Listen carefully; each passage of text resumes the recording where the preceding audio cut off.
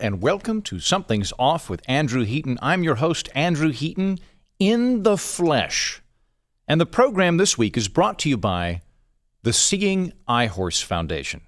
This is a fine charity that gets ponies and trains them to become guides for the blind so that they can have more autonomy and dignity in their lives and be able to do all the regular things that you and I take for granted. Now, I mentioned this on the program yesterday, and I got a call afterwards from none other from a friend of the show, Tom Snuffhauser.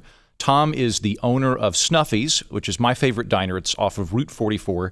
And apparently he's had involvement with the Seeing Eye Horse Foundation for a while. Snuffy's occasionally pairs up with them as well. So I wanted to bring Tom on to talk about the fine work they do. Tom, are you there? Greetings, Mr. Heaton. This is Tom Snuffhauser coming to you from the beating heart of America, Snuffy's Diner on Route 44. It's good to hear from you, Tom. It's good to hear from a representative from Snuffy's. Good to hear from you too, Mr. And Heaton. I'm not at all surprised that you're involved with them. I mean, the Snuffy's is known, for having its wait staff ride horses. That's the big Snuffy's thing. So I'm not surprised that there would be a horse-related charity. Actually, Mr. Heaton, I'd like to push back on that just a little bit. Okay. I mean, Snuffy's Diner's thing is it's amazing food. Now, they do have horses, of course, but our food is the main thing, so to speak. Okay. Yes, of course.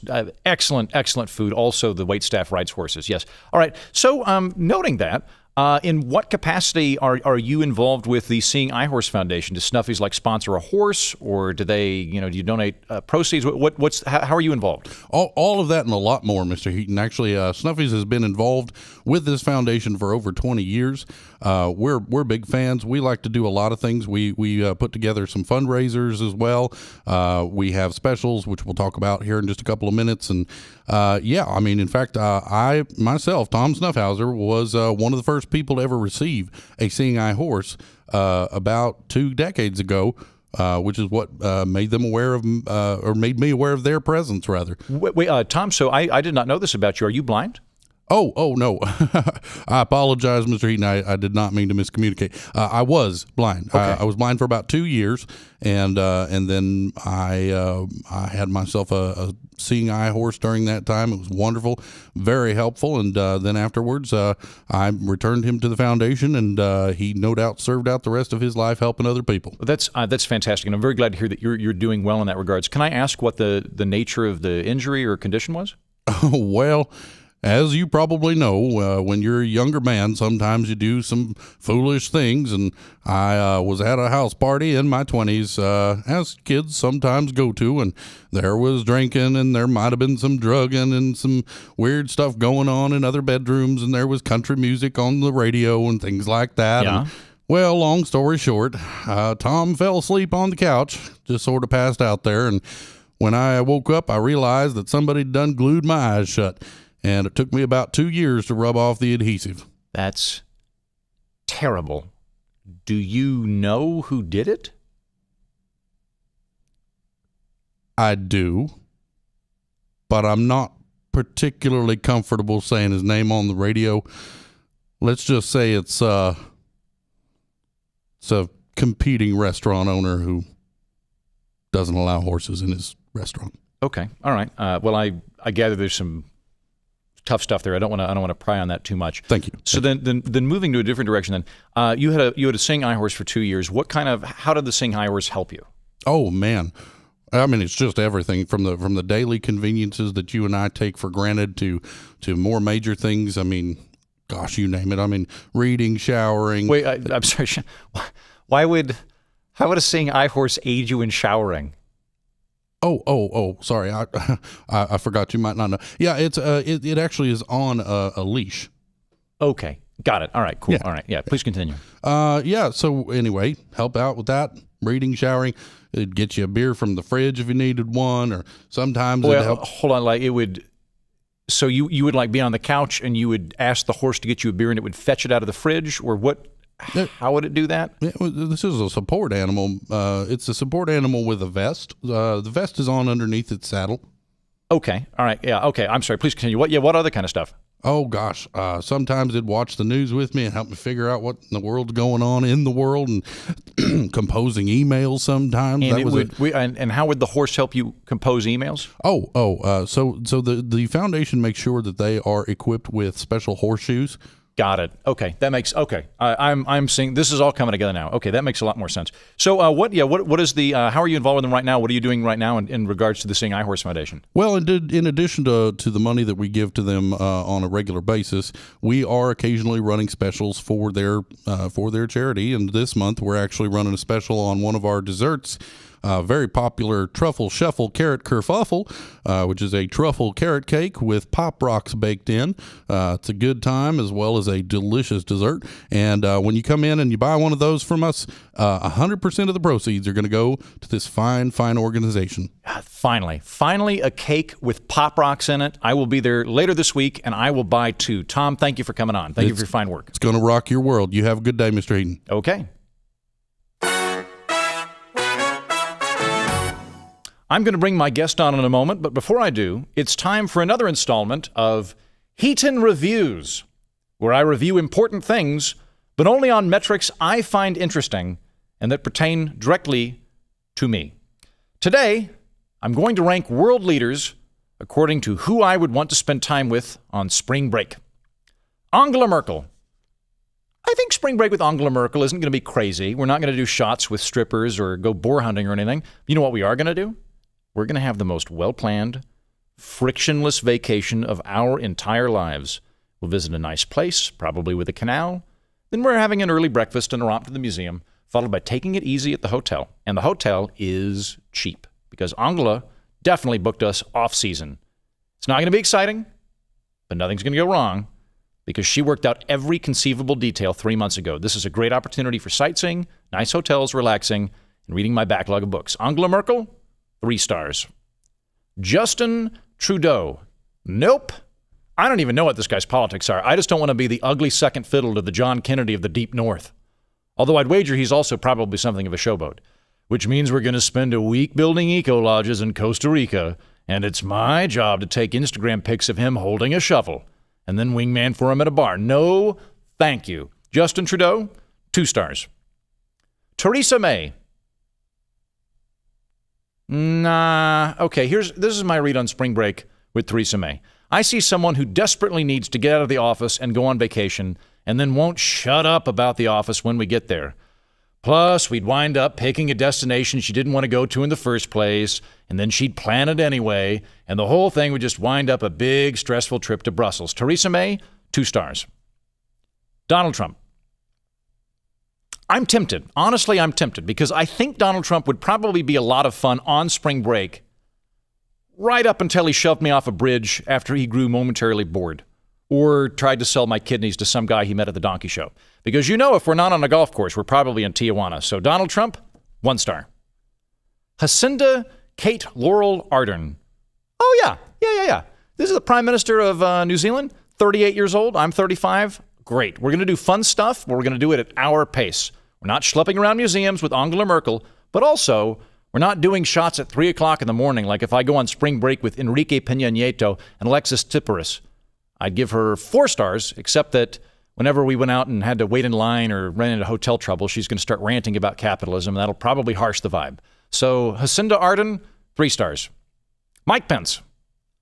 Mike Pence would be fun to go on spring break with, but only if I want to go on spring break to Branson, Missouri. Do I want to see the Oak Ridge Boys perform while I'm stone cold sober? If so, definitely Mike Pence, 2 stars. Kim Jong-un. Not even at all. He has all the charm of the kid nobody liked in high school, but he's also the whiny rich kid. We'd probably end up sulking on a beach somewhere trying and failing to use the Bumble app. No, thank you, Kim Jong-un, 0 stars. Finally, Eddie Rami. 100%. 100%. I don't know if you've ever been to Albania, but I have, and those people are crazy. I'm not making this up. One time, a guard handed me an assault rifle because I told him I was an Eagle Scout. That was enough information for him to become my best friend and immediately arm me. Albania is like if Gary Busey got to be his own Eastern European country. It's nuts. Spring break with Eddie Rami is going to involve getting drunk on Raqqa and hijacking a train to invade Montenegro, then falling in love with some Montenegrins, changing sides, and turning around to invade Albania. And at some point, we learn to surf. Eddie Rami, 5 stars. My guest today, triumphantly returning, is Andrea Jones-Rooy. She is a writer, a comedian, a political scientist, and an analyst of profound portions. Delighted to have you back, Andrea. Thank you for coming on. Thank you for having me. And may I say, I would love to watch you and Angela Merkel go on vacation together. That sounds very relaxing. I think it would. Wouldn't it be so relaxing? Because I picture her as being the most just very even-tempered, kind of late middle-aged lady. It's going to be a very easy, methodical trip.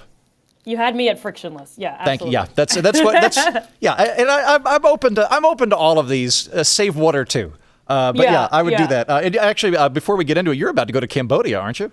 I am about to go to Cambodia. I'm taking a 23-hour layover in wonderful Shanghai, and then I'm headed to Cambodia for about a week. Yeah. Nice. And you're doing. Where I will, invite any political leader you like on vacation and see if they come. They go for it. I've been invited to. I don't know if this is going to pan out, but there's a group in Iceland that's invited me to come speak at some point this summer, and I think. If I go, I think I've got a decent shot of meeting the Prime Minister of Iceland, because there's only like 300,000 people over there. So I think I'll be very disappointed if you don't get the Prime Minister on this podcast. That is my goal. My goal is to get the Prime Minister of Iceland on and to talk about the Cod Wars. And if you're listening at home and you're like, I don't know what the Cod Wars are, stay tuned, because they might be the greatest military conflict in all of human history. However, I am here to talk about the Cod Wars, correct? Because that is correct. Yes, of course. I was like, Andrea, we're every Tuesday from now on is going to be Cod War Tuesday, where we're just going to discuss that. That is the eventual podcast will be talking about Icelandic military history and Star Trek, and that'll be how it works. I'm updating my calendar now. But I wanted to also talk to you about an article I read recently that I really enjoyed, and I wanted to get your perspective on it. It was in the Atlantic. It was called "The Geography of Partisan Prejudice: A Guide to the Most and Least Politically Open-Minded Counties in America." So for you listening at home, if you didn't read this, if you didn't see this article, I enjoyed it. The Atlantic teamed up with a polling firm called PredictWise, and they did a survey with, I think, all 3,000 counties in America. The survey, you can look up the questions, but there's like 17 or 18 of them, and they basically are going, it basically boils down to how scummy do you think the other party is. They're all different ways of saying that. So it's, do you think Republicans are patriotic or not patriotic? Do you think Democrats are patriotic or unpatriotic? Would you be bothered if your child married a Republican? Would you be bothered if your child married a Democrat? So they went through and they did this, and I think they might have paired it up with voting records as well. But I think that was the main thing, is they did this with all 3,000 counties in the United States and came up with a heat map of the places that are the least tolerant of someone being from another party and the places that are the most tolerant of people being from another party. The least tolerant place, according to their metrics, was Suffolk County, Massachusetts, which is where Boston's located. That's the most partisan prejudice part of the country. The least partisan prejudice part of the country, according to them, is Watertown, New York, or Waterton, New York. I don't know how Britannic they are.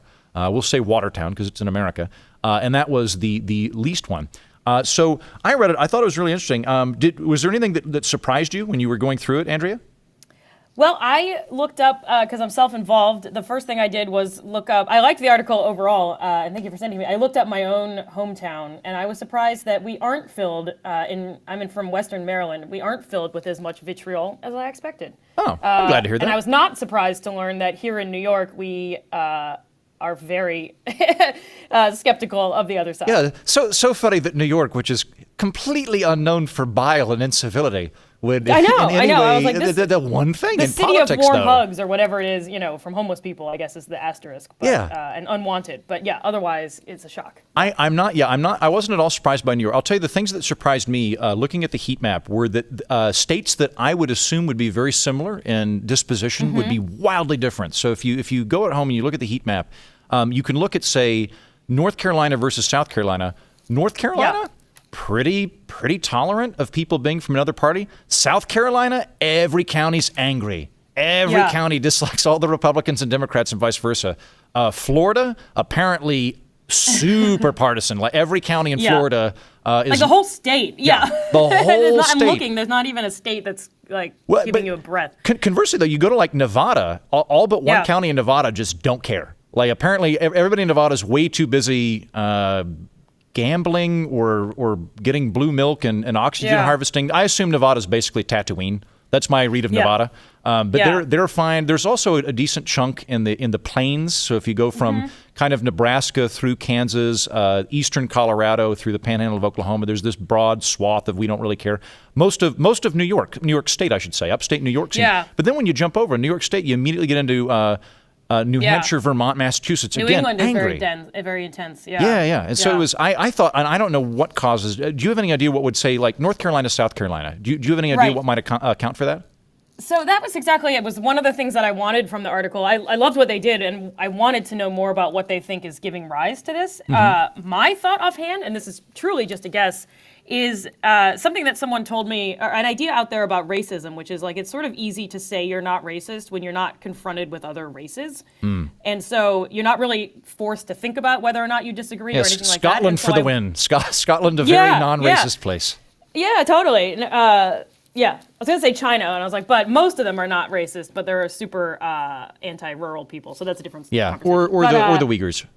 Yes, well, yeah. I mean, it's like 99% Han, life's good. Anyone else, good luck. Yeah. So anyway, but within that group, right? So, and even here, I'm wondering if it's just like you're just not exposed to people from other views, and I'm wondering how this would map to, for example, just to population density. I don't really know. I suspect it does. It's hard to look at the map, but that was one of the big findings they had in the article was that the likelihood of and I'm going to preface this real quick because I posted this online and it was interesting to see the feedback from it because immediately people jumped on and they were like, "See, the other team's bigoted."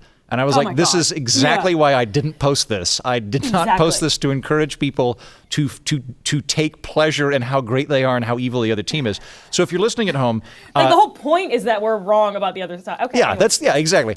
If you're listening at home, the likelihood, I know the audience fairly well. The audience, it is very, very unlikely that the people listening to this audience are super partisans. I think the people that come here want to hear other perspectives and things. So if you're listening at home, I'm not talking about you. I'm probably not talking about your friends.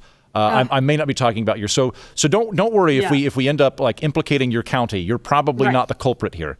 Right. It's amazing how often people think that, partisan or otherwise, and whether it's flattering or not, I'll talk about something and they're like, well, that's not how I see it. And you're like, well, you're one person. We're talking about averages here. So and I'll add, if you're listening to this podcast, you probably feel somewhat exhausted by the ongoing tug of war between red team and blue team. So we're mostly talking about the diehards of red team and blue team.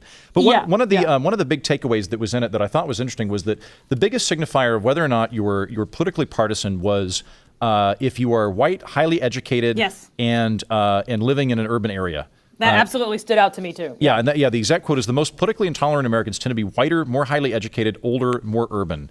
Can I say something that my parents don't listen to this, so I can say it. That reminded me of my parents. They think that they're very tolerant, but they're just super hardcore liberals. Yeah. And they get very angry at people who are not. And you're like, oh, you can't have it both ways. Yeah. I love my parents, and I have, I'll be very transparent that I lean left as well. And I think I've said that before. However, I would say you were clearly a very thoughtful, very open-minded and civil person. So you're part of the team open. Fair. Thank you. I think the sort of I assume that the urban element to that is I don't think it's necessarily city slickers versus rural people, because there were rural counties as well that were also very partisan in it. But I think the main thing is that the older you get, the more wealthy you are, the more educated you are, and the more urban you are, the easier it is to silo yourself away from anyone you disagree with. So if you live in a small town, and your neighbor voted for Trump, but you borrow his lawnmower on a regular basis, you now have to grapple with whether this is a terrible subhuman or whether you just disagree with this person. If you're in a big city, I could be wrong about this. I think every city was pretty much implicated in this. I mean, I live in Dallas. It scored reasonably high. And if you're in a big city, you can kind of design a life around not interacting with people that you disagree with on a regular basis. And my read on all of this, and I've thought this for a long time, I think homogeneity breeds contempt.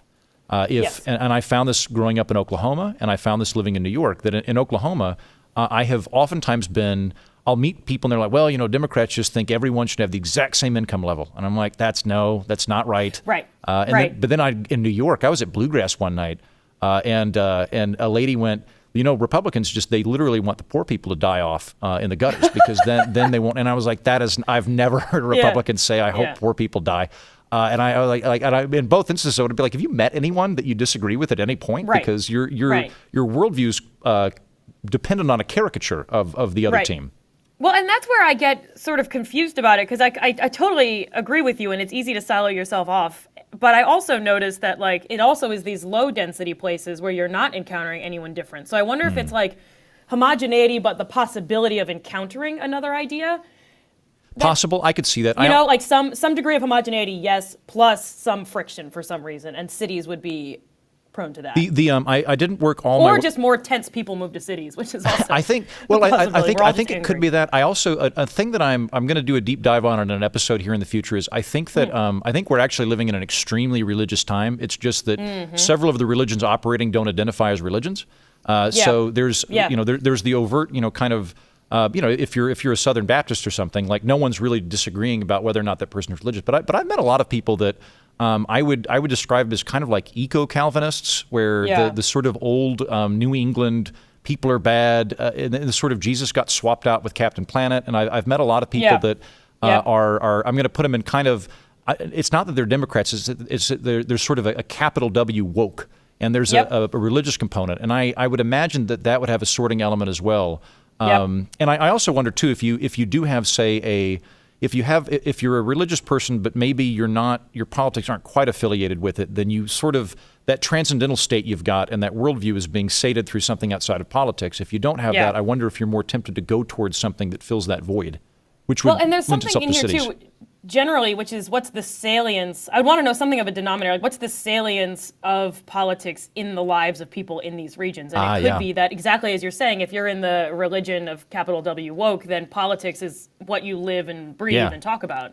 And maybe in other parts of the country, that's just not what you open with when you identify yourself or think about the world. I think so. I mean, that was one of the incredibly pleasant reliefs of Dallas is that I've been to a couple of parties now, and politics came up very briefly. Yeah. And there was just partly it wasn't on people's minds as much, but I also suspect that it being Dallas, which is a kind of purple city in a red state, I think that there was just sort of a general understanding that there's probably someone in the room you disagree with, so people are less prone to kind of shout whereas monologues. here in New York, you just assume what people think. Right. And you can heighten each other. Yeah. Yeah. No, I've said this before elsewhere. I don't know if I've said it on this podcast, but I stand by it. Living in China was wonderful as a break from politics. Oh, I would think so, China yeah. has other political problems that we can talk about, but it was never something you talk. I mean, sure, the government forbids it, but it was great, Even well, doing stand-up in China, I don't know if from you found American that. politics, right?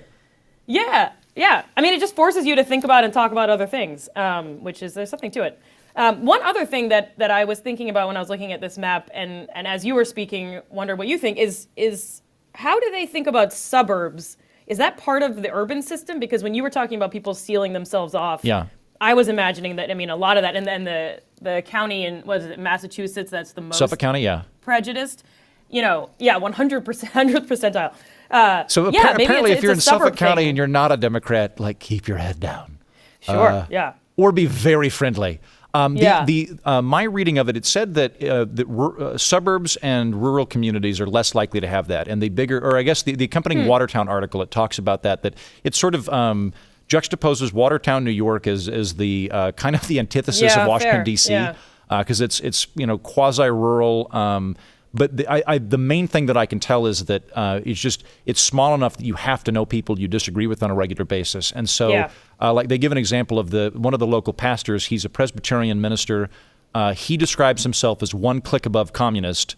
His wife is a Republican, and that's not an incredibly uncommon thing in that town. And beyond that, he wrote some article in the newspaper that said, Trump is terrible and he's demeaning and all this story. And he got feedback from one of his parishioners that said, this is a load of crap. The article you wrote is such crap, but you know what? I like you and you're my friend and I'll see you on Sunday. So there was this sort of kind of, which I think is the other main takeaway that I get from this is I think the longer I do this and the longer I work in media, I find that people they're not bothered by contrary opinions, they're bothered by contempt.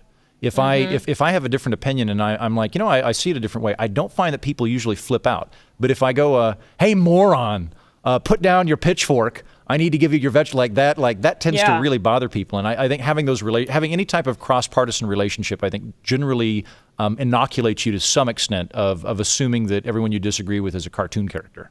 So now I'm wondering, based on what you're saying, that if whether or not this is a proxy for something like community in air quotes, you know, I can see that, yeah. This sense of so what you were describing sounds familiar to me. I grew up in Western Maryland, which is like the first red county in Maryland outside of D.C. And so many of my friends or my friends' parents, that sort of thing, are quite conservative, and we disagree on a lot of dimensions. But because we have a personal history and relationship, it actually, I think, helps me generally understand the other side. Yeah. It's harder to keep track of that when I'm in New York and my only point of reference is, the very extreme things that go viral on Twitter about Fox News, and so I'm only getting that snippet. But it helps. And I'm kind of staring at this map, and I'm like, maybe this is just where people know each other still, or are forced to talk to each other in a way that we're not in any. That would make a ton of sense to me. I think that's probably true. I had Sebastian Junger on the program about 2 months ago, and he wrote a book called Tribes on Belonging and Coming Home that's sort of predicated on this idea that society is becoming far more alienated. Even though he would probably strongly disagree with Senator Ben Sasse, who's a Republican, I think Junger is probably a fairly progressive Democrat. Ben Sasse actually has a very similar assessment of the problems in the country. They probably have different solutions, but Sasse's book that came out recently kind of had the same thing, that we're becoming very alienated. And he it kind of goes back to that kind of bowling league idea that I was just going to say, I was like, Putnam's Bowling Alone. Right, is exactly. Bowling Alone. Yeah. There used to be that if you go back like 30 years, you were probably in some kind of religious community, and you were also you probably knew some of the other parents at your local school. You were either on a bowling team, or you were in the Elks Lodge, or you were in the Freemasons or something like that. And as a result, you would have to interact with people more. I would think that probably, like when I'm looking at the map here, the giant blank space that I see in the American Plains, where the average county distance is like 40 people. Yeah, you probably when you see them in the grocery store, you're probably like, great, I get to have a conversation today. I'm gonna go talk to Bob. See what Bob's up to. That's more or less summarizes my graduate school experience. Where'd you go? Absolutely. University of Michigan, but I also was just like alone all the time, so I talked to grocery store cashiers. Yeah. I've been there. Like it was weird. Yeah, I've been there. I will say one of the things that I thought was lacking in the methodology of this particular poll, however, and I'm glad that they did this. I enjoyed reading it and everything. The one thing that I didn't like, it was predicated on this kind of binary system. And to a point, like actually at your behest, Andrea, I brought on Morris Fiorina a few months ago. I was just going to say, I mean, a lot of his ideas about party sorting play out here for sure. So, and I'll say, if you're new to the podcast, that's a great episode, particularly if you like the kind of content we're talking about, of getting into the quantifiable side of this and sort of sussing out the polarization. Great episode. Let me also plug, so they mentioned, if you haven't gotten him on already, Neil Malhotra as someone whose research they cite in this article, and he's fantastic. He's also in the Bay Area academic, which is apparently the only academics I know. Right. But he's fantastic, has done a lot of really interesting work. Nice. And half the reason, I mean, I bring you on mostly to talk about the Cod Wars, but after that to try and get academics out of you that I can talk to. So in that book, he talks about Fiorina talks about how there is a significant amount of people that they're kind of quote unquote independents that lean left or lean right, and that's true. But there is an actual bandwidth of people that are legitimate independents. I think I would fall into that category. I'm not a foregone conclusion. That bandwidth is expanding slightly. Last I checked. At the very least, we do know that I think it's like 41% of the American electorate right now is registered independent. In my opinion, for very good reason, because both parties can be horrifically bad. But there is a group in there that there's kind of there's the people that are like, okay, I'm an independent, but I'm gonna, at the end of the day, I'll vote however. But there is a decent chunk of people that are like, I'm not sure how I'm going to vote. It depends on who the candidates are and that kind of thing. My boyfriend is like that, and I think you are like that, which is shocking to me. I'm very much like that. I don't. I'm not on the can for anybody. I'm not an independent by protest. I'm a temperamental and intellectual independent. And so I would have liked for them to have had some kind of capacity to accommodate that in there, because it seemed to me that the methodology of the study was, we want to see how prejudiced the two teams are. And I would have loved to figure out a way, because I do feel like there's a bunch of us, maybe your boyfriend, I think you're probably in this category too. There's a bunch of us that are just like, we feel like we're in the crossfires constantly between two groups of people that love screaming at each other. And I just want to sit down and have a good conversation with you and look at a calculator. And so I would have Oh my liked to God, have. that sounds amazing. Can that come on the vacation with Angela as well? Oh the yeah, calculator. we'll both bring calculators and we'll bring some white paper. She'll bring some stuff from like I don't know, some complicated German thing. I'll bring something from Brookings and Cato. Yeah, we'll have a good chat. I want like a whiteboard at some point. Yeah. Yeah, that would. I would be great. So a couple more questions. Our vacation's in a conference room, right? We have the nerdiest vacation ever. Yeah. And this is completely anecdotal. Of the two team, noting that there's a big chunk of people that are either temperamental moderates within the red team and blue team, and then there's people outside of it. Who do you think dislikes more? The Democrats dislike the Republicans more, or do you think the Republicans dislike the Democrats more? Well, I thought I read in here that it was the Republicans like the Democrats less. As opposed to the other way around. In the article, it has competing polls there. It says that as of 2014, so it's pre-Trump, there was a Pew poll that said that I think 45% of self-identified conservatives prefer to live with other conservatives or communities of conservatives as opposed to 35% of liberals. But then there was a subsequent poll in 2017 from the Public Religion Institute or something like Public Religious. It was some sort of institute that tracks religious stuff. In that poll, it was the question was, would you be bothered if your child married someone from the other party? And Democrats scored higher on that than Republicans did. Oh, interesting. Well, and that's one of the other things here, which is I absolutely agree with you that it being a binary is problematic, and I would love to see, the simplest would be like, let's add a third for independents, and then among those independents, do the ones that you're describing, sort of like, because I want to think this through and have a calculator and all that, versus the independent by rejection, which would mean that you would score not tolerant of either party and that sort of thing, and all that. But I also, they cut at it a couple of different ways, but what they mean by prejudiced is fairly specific. And while they do talk about it in a lot of different ways, just as you described, the map itself, I believe, is an index or one dimension or something like that. But so is it the same thing to say I would be upset if my child married someone from a different party versus I think that they're wrong? Those get at similar sorts of intolerance, but they're not quite the same thing. It's not that to clarify, when we talk about whether Republicans and Democrats like each other less in the aforementioned instances, they're not the same poll taken 2 years later. Correct. Which would be a much better way of approximating it. Yeah.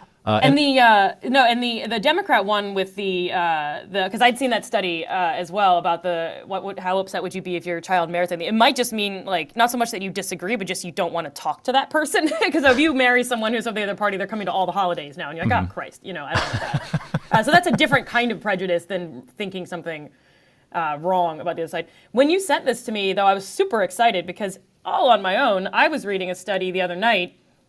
In the Journal of Politics from last year, July 2018, about this very thing. And I don't think they cited this study in here, but there's tons of studies out there, so they wouldn't have. But this one is all about how, generally speaking, Democrats have wrong impressions of Republicans and wrong impressions of Democrats. Okay. Same with Republicans. Does that make sense? So it's like I think so, but go ahead and unpack that, though. Yeah, so basically... So here, I'm just going to say from the abstract what they have. So the kinds of misperceptions that they're talking about. So it's not so much prejudice as a misunderstanding of what happens in other parties. So one example, apparently Republicans think that 32% of Democrats are LGBT compared to like yes, that's 6%, right. Right? A third of Democrats are gay or in a related category. Yep. Okay. Correct. And on the other side, apparently people think that 40% of Republicans earn more than $250,000 per year. So like they're all rich. We right? would not have a deficit problem were that the case. Exactly. That would be And the pretty reality good. is like 2%. And so, but the thing is that this bias, these biases come from both parties. So Democrats and Republicans both overestimate the percentage of Democrats who are LGBT, and Democrats and Republicans both overestimate the percentage of Republicans who are rich. Yeah, that makes sense to me. I read a. Though it's worse going across parties. So I am a Democrat, and so and registered and all of that kind of stuff because I am the devil incarnate and a sellout. Don't forget. But so I overestimate LGBT in my own party, So Democrats too assume that there's a higher amount. Exactly. Okay. But I overestimate how many Republicans are rich compared to how much I overestimate the LGBT. Does that make sense? Yeah, I follow that. Yeah. There was a Pew study that I was reading. You and I are such dorks. I know. That I'm like, literally, I'm not kidding you. This was Saturday night. I was just reading this. Ooh, fun. Yeah, I'm gonna have some kava tea, settle down and read this. Please. I had some, what did I have? I had no sugar added, like organic bad seed cider from upstate New York. It's great. I really recommend it, but that's what I was drinking. So I was reading a Pew study a couple of days ago, and it was interesting. It sort of charted the drift happening. So that we've spoken on previous episodes. Morris Fiorina talks about this. We're not really getting more polarized. We are getting far better sorted. So it's the actual amount of people in the country that don't hate each other is about. Well, that's actually on the rise. But the actual people that are conservative and liberal and independent is about the same as it's always been. It's just that there's we have fewer conservatives in the Democratic Party, fewer liberals in the Republican Party. Yep. One of the things that I did notice, though, that I thought was interesting was that within the Democratic Party, there is a shift, not just of the kind of moderate to liberal, which is happening in both. But it was sort of ethnically pegged, where the white college-educated Democrats are far more likely to be progressive and tend to have views that are to the left of African Americans and Hispanics on both race and religion, which I thought was interesting. Was that kind of the white people were woker than the African American, the Hispanics, who actually had more overlap with the Republicans regarding religion and things like that. Right. It was interesting to look at. To go back to the who dislikes each other more. It's hard for me to figure this out because when I was living in New York, when I'm back in Oklahoma, I think I kind of I congregate with a lot of my old friends who could very easily saddle up to this conversation. So I don't tend to hang out with hyper partisans regardless. Yeah. And it's difficult for me to get a read on it. And when I was in New York, I think the Republicans I hang out with, by virtue of being in New York, were surrounded by Democrats, so they knew how to kind of navigate, and were less likely to be bomb throwers. And it could be the same thing when I'm in Oklahoma talking to my Democratic friends. And then here in Dallas, I just avoid the subject as much as I can when I'm not on air. I'm noticing these. Texas is weirdly kind of granular in the top, or kind of broken up, and I'm wondering.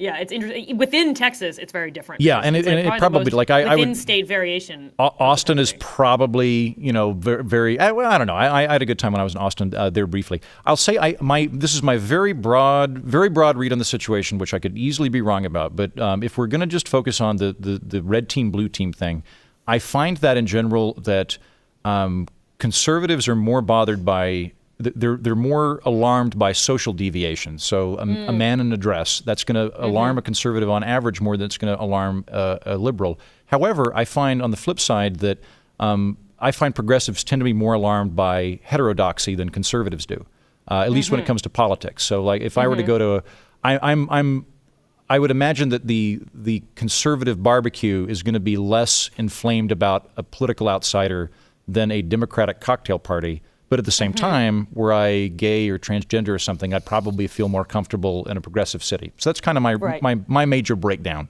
Right.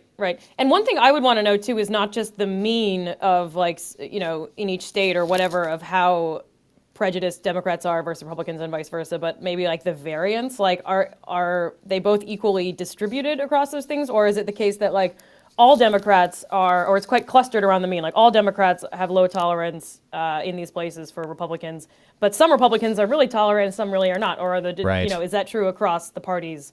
Yeah, it would be interesting to see a further breakdown of that because I think with Republicans right now you can kind of break it at least electorally into three different groups of people that refuse to vote for Donald Trump, people that begrudgingly voted for Donald Trump, and that people enthusiastically voted for Donald Trump. I suspect that those three groups might have different interpretations of Democrats than some kind of monolithic thing. Ditto with the Democrats. And it's interesting looking at the heat map, too, because they actually break it down. They break it down by there's the broad map that we've been talking about.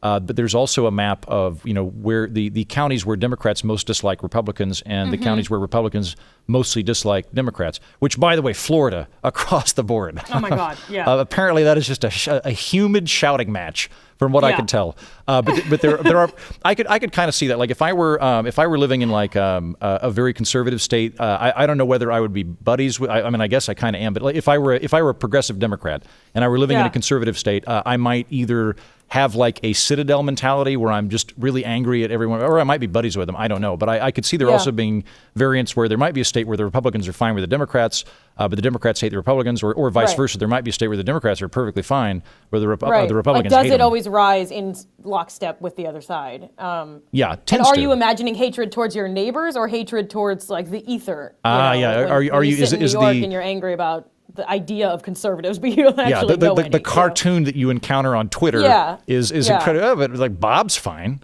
Bob's all right. And that goes back to your argument, before that we were thinking about in terms of community, which is like, what's the probability you're going to just run into someone on the street and talk to them about something, that you share in common about their lives, and then notice they have a Trump sign later on, but now you're friends. Yeah, and at that point you gotta work with it. Or at least one other thing that I'm thinking about as you were talking about Florida, I was like, the one thing I know about Florida is that people move there. One, they're old when they move there, right. and two, they migrate. And so maybe this will co-vary with some of the density and the urbanization and all that stuff, so we can't tease it out from just this. Mm-hmm. But maybe it's the case that a lot of these people have vitriol because they're all being jammed into one place. All our New England folks are moving to Florida. Mm-hmm. Plus, I don't know who else is moving to Florida other than just old. Well, we'll do a quick breakdown of Florida. For Florida listeners, feel free to correct me on this, but Florida is really like 7 states. The panhandle of Florida is southern Alabama, and then you've got like kind of like a Miami Jewish colony from New York, and then you go further south and you've got Cubans, and then it's well, and I also several different states. It's where so I spent forever in Michigan. My boyfriend's from Ohio, and my understanding of both those states is that that's where people vacation if you're in one of those places. So there's probably a Midwest contingency of people moving there. And I also know that really just anecdotally that there's also like a New England contingency that goes down there. And you're absolutely right about the New York. So if we're taking if political bias is most correlated with being older, wealthier, and college educated and white, this is the perfect storm of getting everybody that is most likely to be prejudiced and getting them to retire in the same area. All right, that explains. And you're right. This breaks down if you consider the Northeast and like the Wisconsin area, but it's hot. So it sounds like you just and humidity maybe never it's just helps. An extreme weather thing, right? It's super cold and it's super hot, and you're like, it's the Democrats. We could get a Nobel Prize right there, Andrea. We just prove humidity causes political intolerance. Well, I'm going to go ahead and cap it off there. I've had a great time talking to you. Thank you for coming on the program. I think we solved it. This is great. And good luck in Cambodia. Let me know if I need to come get you. Yeah, please. And if you want to do an interview, about anything depressing over there, we might. When you come back, we might do one. Like we can do a really depressing. Really, we might on like the Cambodian killing fields or something, because there's some interesting stuff that's happened over there the last 30 years. Yeah, first COD Wars, then Cambodian killing fields. Sounds great. All right, thanks, Andrea. Yeah. All right, thank you. See ya. All right, before we wrap things up, a little bit of listener feedback. On iTunes, Ryan the Lion 14 says, Andrew Heaton dared me to subscribe. Your move, old man. How dare you? How dare you, Ryan, calling me an old man? I am 35. I've 25% of my life is behind me. There's another glorious 3/4 of my life shining before me, in which case I can radiate virility and youth and beards and waistcoats. All right, I guess my move next is I've got to subscribe to yours or start sending really inflammatory mail to your house. Either way, I'm going to do it, and I appreciate the iTunes review. Remember, you can always tweet me at Mighty Heaton or Facebook me at facebook.com/Mighty Heaton, or even email me by subscribing to my newsletter at mightyheaton.com and just replying when I send it out on Fridays. I'd also like to encourage you to subscribe to Blaze TV and download the Blaze TV app. If you do, you can watch me instead of just listening to me. Use the promo code Heaton to get $10 off your annual Blaze TV subscription. I look like I hunt British game show hosts for sport and then keep their blazers as trophies. So download the Blaze TV app on iTunes or Google Play, get subscribed to the Blaze, and then fall in love with me more than you already are. You can also watch portions of the show on Facebook Watch by going to facebook.com/HeatonTV. Finally, please subscribe, rate, and review this podcast. You know how Andrea and I were talking about all the different types of political positions here and how I am perpetually bothered by the two teams screaming at each other, and I'm not really a part of red team screamers or blue team screamers. There's a bunch of us that are in this category. When you subscribe to and rate and review me on iTunes, it helps other people find this big, friendly, warm, quiet cardboard box where all of us political orphans are hanging out. So thank you. Do that, and good day.